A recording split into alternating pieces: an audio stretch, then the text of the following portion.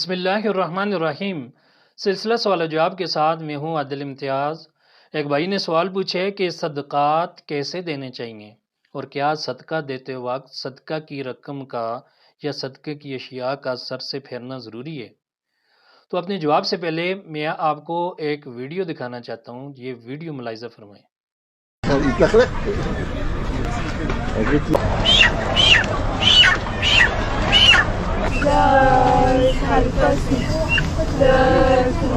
تو اس بارے میں یہ یاد رکھیں کہ صدقات وغیرہ جو ہیں وہ دو قسم کے ہوتے ہیں، ایک فرضی واجبی صدقات ہوتے ہیں جس طرح زکوٰۃ ہیں،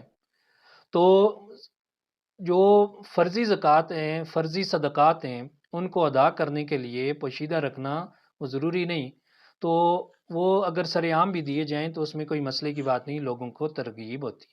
جبکہ نفلی صدقات جو ہیں ان کو دیتے وقت اس بات کا خیال رکھنا چاہیے کہ وہ پوشیدہ طور پر دینے چاہیے، جس کو دیے جائیں اس کو احساس کمتری کا شکار نہیں ہونا چاہیے،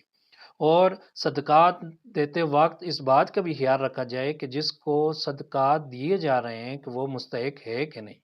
پھر مستحق کے بارے میں اس بات کا لحاظ رکھا جائے کہ مستحقین میں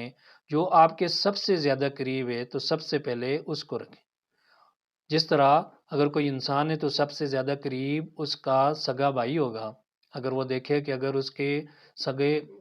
سگا بھائی مستحق ہے تو پہلے صدقات اس کو دے، اگر وہ نہیں تو پھر اس کی بہن ہوگی،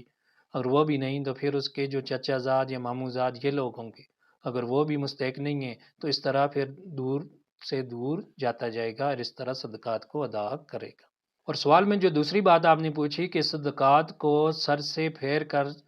اس کو سر سے گھما کر جو دی جاتی ہیں تو کیا شریعت اسلامیہ میں بھی اس کیسے ہے؟ تو ویڈیو میں جس طرح آپ نے ملاحظہ کیا